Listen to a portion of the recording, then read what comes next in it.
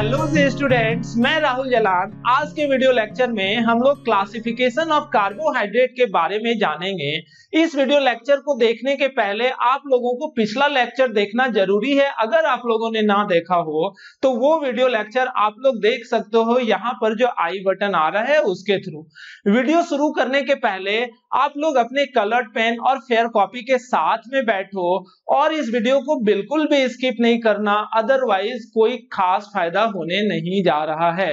Video की quality को आप लोग इम्प्रोवाइज कर सकते हो। यहाँ पर आपके मोबाइल स्क्रीन पर जो बटन है वहां पर से आप लोग क्वालिटी को मैक्सिमम पिक्सल्स में कन्वर्ट करके इस वीडियो को देखो। तो चलो बच्चों, हम लोग शुरू करते हैं। What are the different way of classification of carbohydrate. तो यहाँ पर हम लोगों ने पिछले लेक्चर में देखा था कि on the basis of product of hydrolysis के हाइड्रोलाइसिस के प्रोडक्ट के आधार पर कार्बोहाइड्रेट को हम लोग तीन तरह से जानते हैं। वो क्या क्या? मोनोसैकेराइड, ओलिगोसैकेराइड और पॉलीसैकेराइड। तो शुरू करते हैं मोनोसैकेराइड के साथ। तो आप लोग हेडिंग देके लिखो मोनोसैकेराइड। ओके स्टूडेंट, तो मोनोसैकेराइड होता क्या है?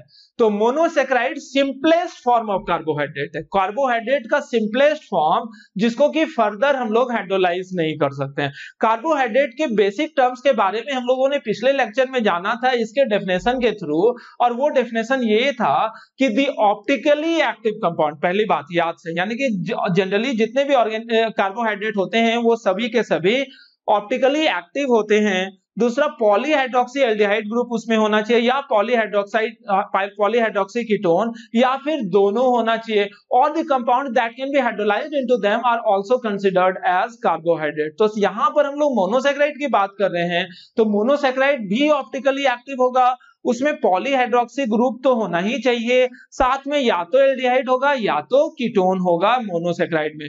Monosaccharide simplest form of carbohydrate है, इस वजह से इसको हम लोग फर्दर हाइड्रोलाइज नहीं कर सकते हैं। सिंपलेस्ट वर्ड बोलने का तात्पर्य ये जाता है कि ऐसा कार्बोहाइड्रेट जो कि सिंगल मॉलिक्यूल से मिलकर बना हो। ये क्या सिंगल मॉलिक्यूल का मतलब है ये आगे चल के पता चलेगा।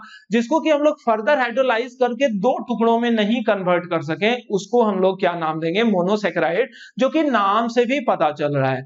आप लोगों को जानकारी में ये होना चाहिए कि नेचुरली आज के दिवस में हम लोग लगभग 20 तरह के मोनोसैकेराइड के बारे में जानते हैं। तो चलो सबसे पहले इसके डेफिनेशन को लिख लो। इसमें मोनोसैकेराइड के नीचे आप लोग लिखना इन्वर्टेड कॉमा में, the simplest form of carbohydrate, the simplest form of carbohydrate that can not be further hydrolysed, that cannot be further hydrolyzed into more simpler form, that cannot be further hydrolyzed into more simpler form are called monosaccharides, are called monosaccharides। उसको हम लोग क्या नाम दे देते हैं बच्चों? Monosaccharide हम लोग उसको बोलते हैं। नीचे एग्जांपल देके लिखो आप लोग, एज फॉर एग्जांपल। इसके मोनोसैकेराइड के क्या क्या एग्जांपल हो सकते हैं? ग्लूकोज, ग्लूकोज का general formula C6H12O6, fructose C6H12O6, ribose, इसका फॉर्मूला C5H10O5, डिऑक्सी राइबोज।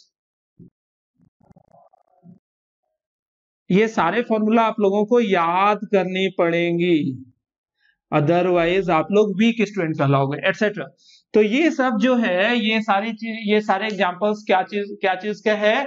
ये सारे के सारे एग्जांपल मोनोसैकेराइड के हैं। वैसा कार्बोहाइड्रेट जो कि सिंपलेस्ट फॉर्म में हो और उसको हम लोग फर्दर हाइड्रोलाइज नहीं करें, मतलब सबसे छोटा कार्बोहाइड्रेट इसको हम लोग सिंपली बोल सकते हैं। ओके स्टूडेंट, इतना लिखने के बाद नीचे पॉइंट करके लिख लो। Nowadays we know about 20 different kind of monosaccharides. Nowadays we know about 20 different kind of monosaccharides which are naturally obtained. Which are naturally obtained. Artificially तो हम लोग कई तरह के कार्बोहाइड्रेट यानी कि मोनोसैकेराइड बना सकते हैं। ओके, अब आप लोग हेडिंग देके लिखना ओलिगोसैकेराइड।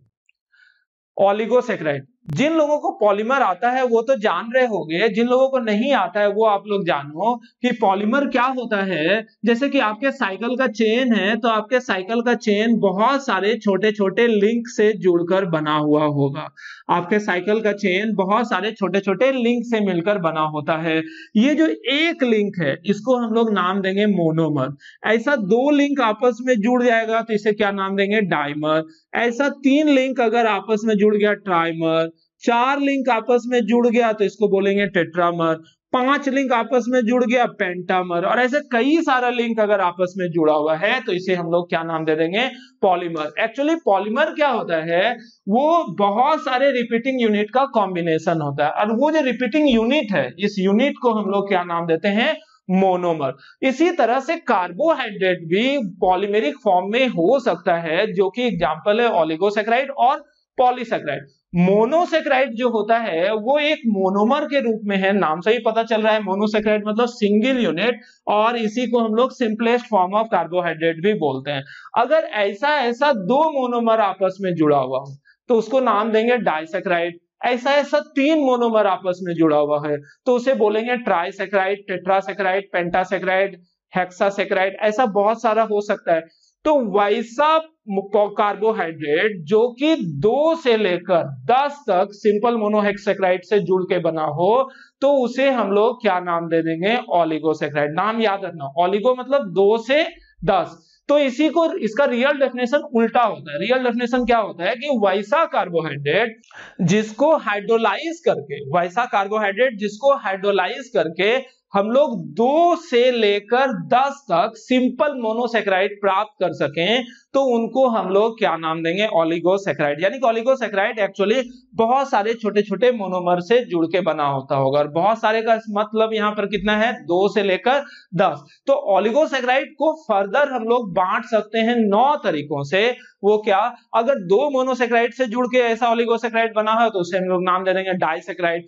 3 मोनोसैकेराइड से जुड़ा हुआ ओलिगोसैकेराइड है तो उसे क्या नाम दे देंगे, ट्राइसैकेराइड। 4 मोनोसैकेराइड से जुड़ के बना हुआ ओलिगोसैकेराइड है तो उसे क्या नाम दे देंगे, टेट्रासैकेराइड। तो इस तरह से ओलिगोसैकेराइड को हम लोग डाइसैकेराइड, ट्राइसैकेराइड, टेट्रासैकेराइड, पेंटासैकेराइड, हेक्सासैकेराइड करते करते डेकासैकेराइड तक कंसीडर कर सकते हैं। ओके स्टूडेंट, यहां पर एक जरूरी बात आप लोगों को जानना ये है कि जैसे हम लोग डाइसैकेराइड की बात किए तो डाइसैकेराइड कहने का मतलब क्या कि 2 मोनोमर आपस में जुड़ा होगा, यानी कि 2 मोनोसैकेराइड जुड़ के वो डाइसैकेराइड बना होगा। तो यहां सवाल होता है कि ये जो 2 मोनोसैकेराइड है दोनों सेम होगा कि अलग अलग होगा।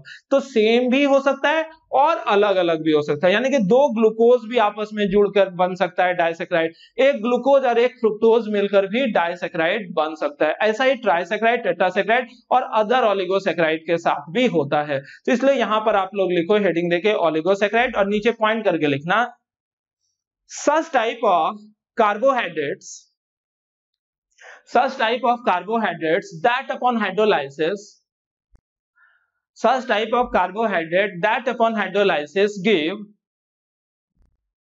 such type of carbohydrate that upon hydrolysis give 2 to 10 मतलब 2 से 10, that upon hydrolysis give 2 to 10, 2 से 10 simple monosaccharides, 2 to 10 simple monosaccharides are called, 2 to 10 simple monosaccharides are called oligosaccharides.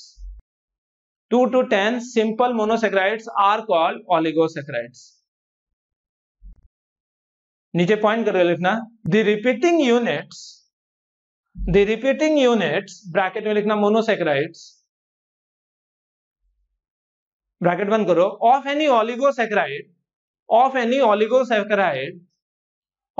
oligosaccharide may be same or different, may be same or different। ये same भी हो सकता है और different monosaccharide से जुड़कर भी बना हो सकता है। नीचे नेक्स्ट पॉइंट देख लिखना on the basis of number of product of hydrolysis, on the basis of number of product of hydrolysis bracket में लिखना मोनोसैकेराइड्स, ब्रैकेट में लिखना मोनोसैकेराइड्स, ब्रैकेट बंद करके कॉमा दो, ब्रैकेट बंद करके कॉमा दो और लिखो oligosaccharides can be further classified as, oligosaccharides can be further classified as, oligosaccharides can be further classified as ऑलिगोसैकेराइड को हम लोग फर्दर क्लासिफाई कर सकते हैं, वो कैसे, डाइसैकेराइड्स,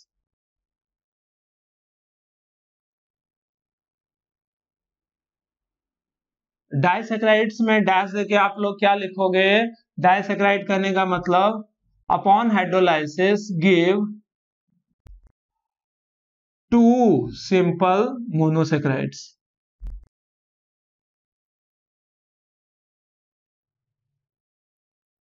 ओके, कैसे, अपॉन हाइड्रोलाइसिस। ओके, और इसके एग्जांपल्स भी यहां पर लिख लो एक दो। इसके एग्जांपल क्या क्या होंगे, जैसे सुक्रोज, सुक्रोज का मॉलिक्यूलर फॉर्मूला C12H22O11, जैसे माल्टोज, माल्टोज का फॉर्मूला होता है C12H22O11। चैप्टर में आगे जाकर आप लोग देखोगे कि सुक्रोज दरअसल एक ग्लूकोज और एक फ्रुक्टोज से जुड़कर बना हुआ है, यानी कि दो अलग अलग मोनोसैकेराइड से जुड़कर ये डाइसैकेराइड बना है। माल्टोज जो है दो ग्लूकोज यूनिट से मिलकर बना है, यानी कि ये डाइसैकेराइड दो सेम तरह के मोनोसैकेराइड से जुड़ के बना है। ओके, अब इसे ही एग्जाम्पल लिखो, ट्राइसैकेराइड्स, साथ साथ लिखते जाओ। ट्राइसैकेराइड, ट्राइसैकेराइड्स क्या होता है, गिव, कितने सिंपल मोनोसैकेराइड देते होंगे ये, 3 सिंपल मोनोसैकेराइड्स। ओके, तो इसके एग्जांपल क्या होता है, अपॉन हाइड्रोलाइसिस। ठीक है, तो इसके एग्जांपल क्या क्या होते हैं, तो उन्हें हम लोग देख लेते हैं। इसके एग्जांपल हैं रैफिनोज, याद भी कर लेते हैं, बायो का नाम है अजीब अजीब, मोहम्मद रफी हो गया नाम, रैफी उसका नोज। ठीक है, तो रैफिनोज ऐसा कुछ नहीं है, आप लोग कहीं जाके लिख मत देना। तो ये रैफिनोज जो है इसका मॉलिक्यूलर फॉर्मूला क्या होगा, C18H32O16। ओके, और ऐसा और भी बहुत सारा, ऐसा और भी है, जैसे टेट्रासैकेराइड्स, साथ साथ लिखते जाओ। टेट्रासैकेराइड्स किसे बोलेंगे, गिव, कितने मोनोसैकेराइड देंगे ये, गिव 4 सिंपल मोनोसैकेराइड्स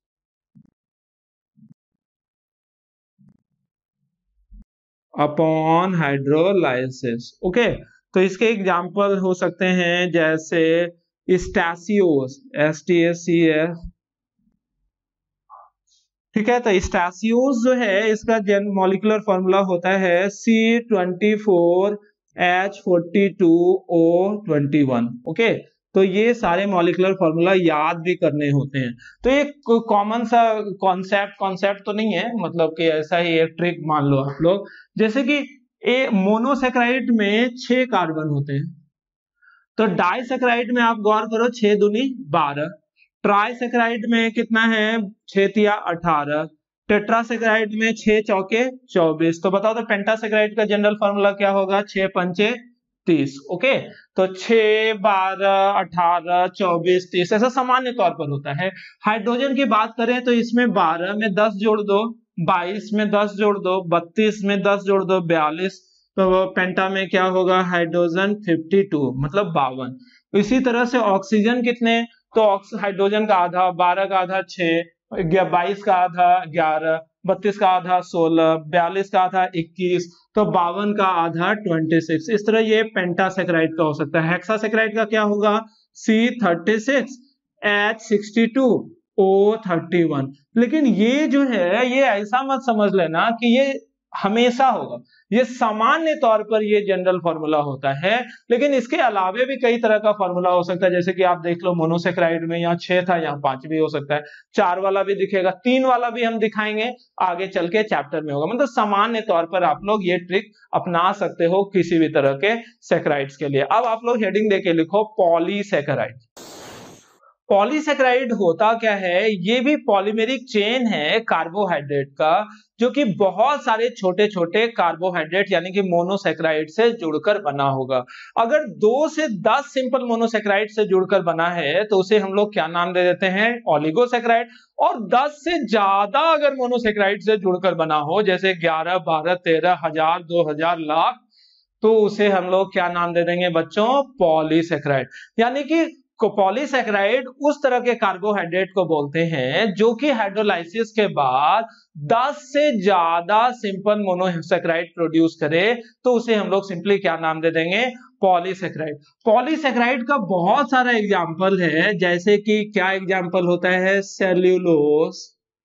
तो सेल्यूलोज का जनरल फॉर्मूला क्या होता है, C6H10O5 ये पॉलीसेकेराइड का कॉमन एग्जांपल है। और भी एग्जांपल है, जैसे स्टार्च होता है, इसका भी जनरल फॉर्मूला C6H10O5। स्ट्रक्चर में अंतर आता है, मॉलिक्यूलर फॉर्मूला सेम होने के बावजूद। ग्लाइकोजेन है तो इसका जनरल फॉर्मूला होता है C6H10O5।